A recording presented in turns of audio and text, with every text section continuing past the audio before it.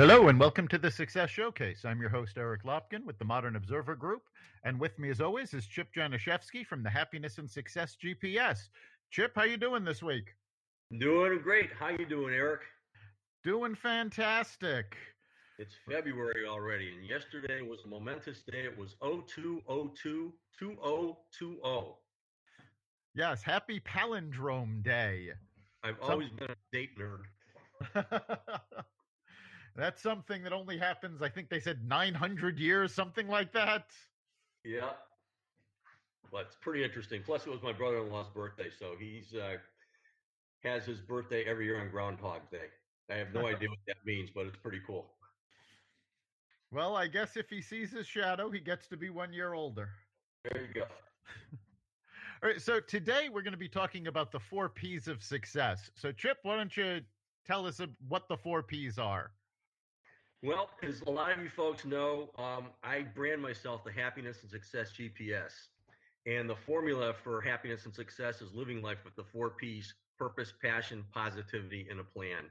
And the way that I came into this is I do have a very well-rounded professional background, but I've been doing personal development work for a long, long time too. And the bottom line is you can't be successful unless you're happy first. Otherwise, you're just going through the motions for a paycheck or whatever, and you're going to be miserable no matter what you're doing.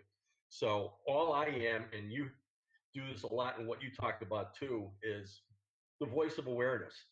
And the awareness is that every single present moment is your choice to be happy. And it's never going to be every single minute is going to be a happy moment. But the bottom line is it is a choice. And that's what we work on a lot. So with the 4 Ps, purpose and passion kind of go together, because you got to find out what you're all about. What excites you? What gets you out of bed excited every single day? Why are you meant to be here on earth? You got to work on that and put that down on paper so that you can get out of bed really driven every single day. And the plan is your own personal strategic plan for achieving that, not just professionally, but personally, spiritually, physically, all the different facets of your life. And the whole thing is predicated on what the foundation of life is. And the bottom line is I talk about 3 different steps of foundation, and it's positivity, unconditional giving, and realizing that you're 100% in charge of your life. And if you do that and find your passion and purpose, then you really have things going for you. So, And we've talked about things like this in the past. I mean, in particular, we've talked about Jack Canfield's the success principle, where the outcome equals the event plus the reaction. And you can control your reaction to control the outcome of an event. yeah, actually, the way that I look at it, it's the event plus response equals the outcome. Yep. And I always look at reaction as a feeling. Everybody's going to Okay. have positive and negative reactions to things, but the response is actually the action as to what you do.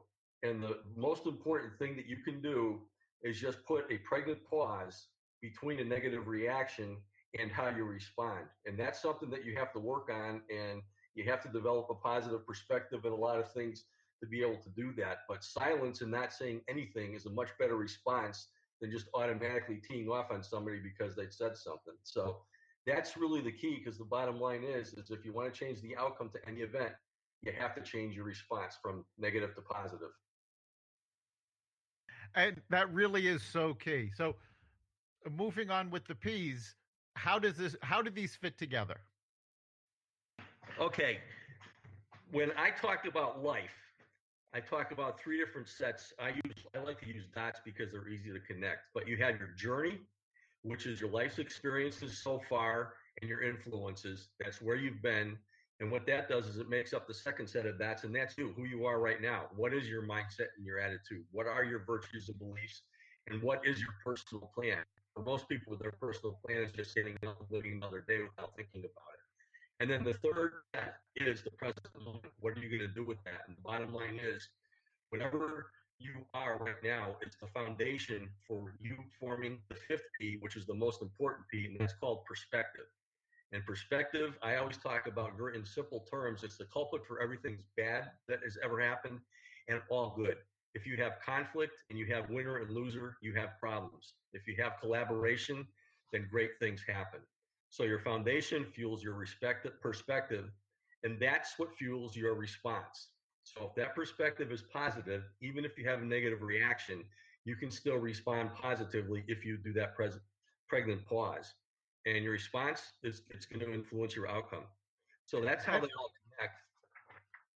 and And that so that pregnant pause is so important because you're taking that moment to think about what's going on. You're not just reacting.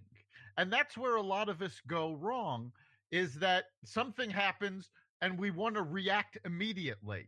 And it's better to step back and have an appropriate reaction rather than just a quick one.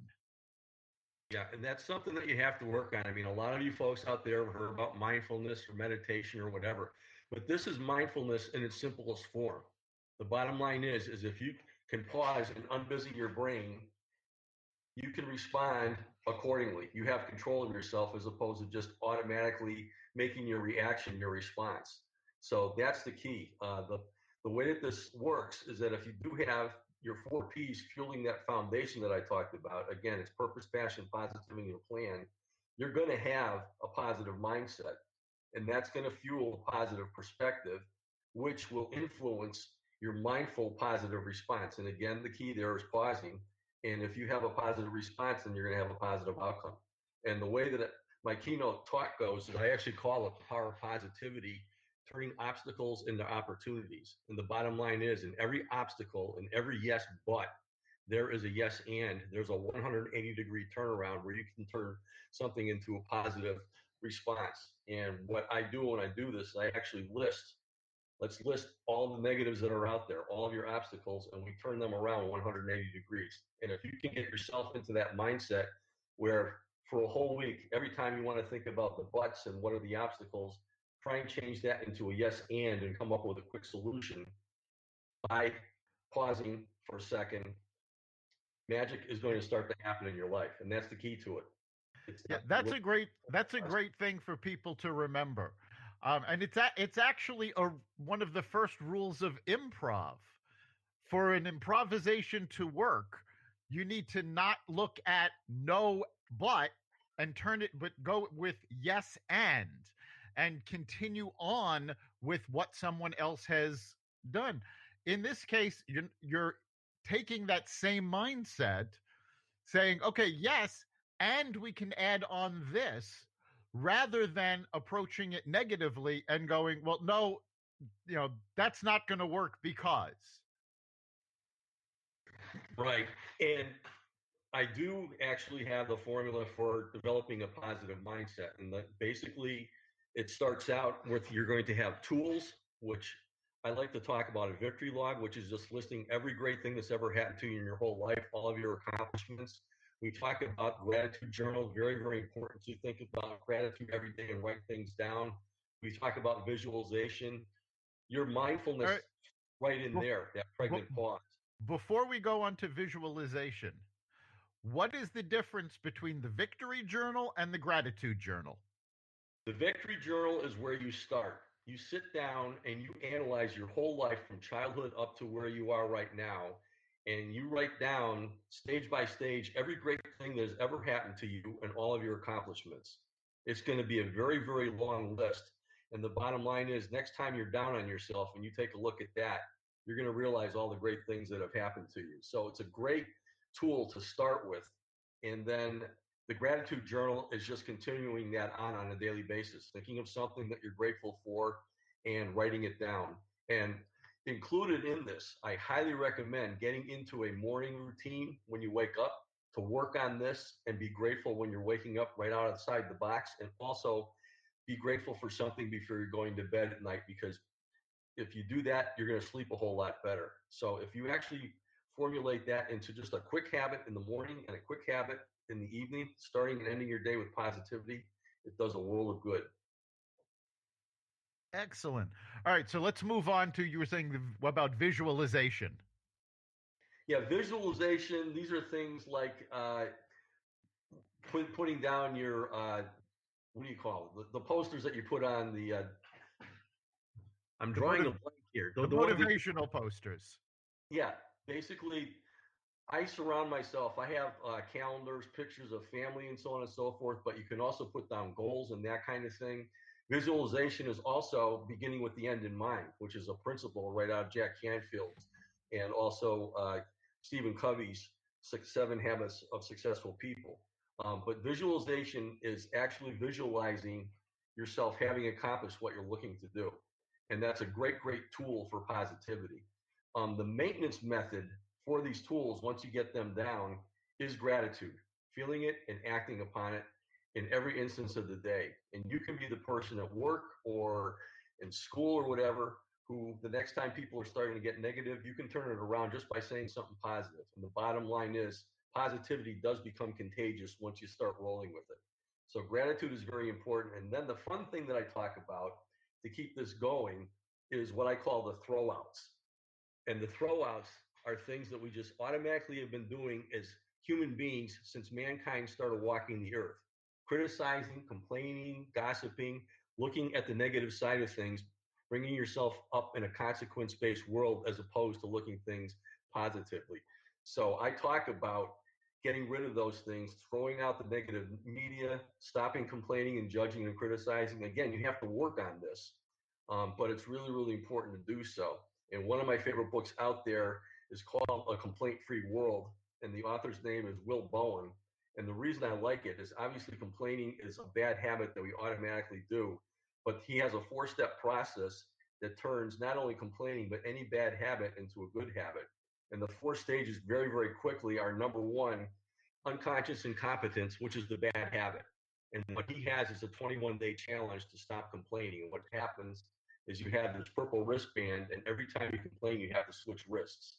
The challenge is you have to go 21 days straight without switching the wristband. So if you don't believe that you're an automatic complainer, which is unconscious incompetence, then you say, I'm taking this challenge, and 10 minutes later, you've criticized somebody or gossiped about 4 or 5 times and switched the wristband. Now you are consciously incompetent. You are conscious of the fact that you have a bad habit. Step number 3 is conscious competence, which where you are working on this. This is when maybe you're taking this challenge with a couple of family members or a couple of people at work, and you sit down for lunch and say, how's your morning been? And there's absolute silence because we automatically go to the negative when we start talking. And you're really, really working on this stuff. If you can start doing that and for 21 days not say anything there, now you have gone from unconscious incompetence to unconscious competence, which is changing the bad habit to a good habit. So it's really, really 4 simple It, steps. Just it, explain again, I'm just a voice of awareness here, but if you work at things that way, and think what would happen if you stop complaining. Will Bowen, the author, is actually a pastor out in Kansas City, and he issued this challenge to his parish. But there are millions of these bracelets out there in circulation. You can go to acomplaintfreeworld.org and actually order 10 of them for $10 and start taking this challenge yourself. But throwing things out that are negative is really, really important.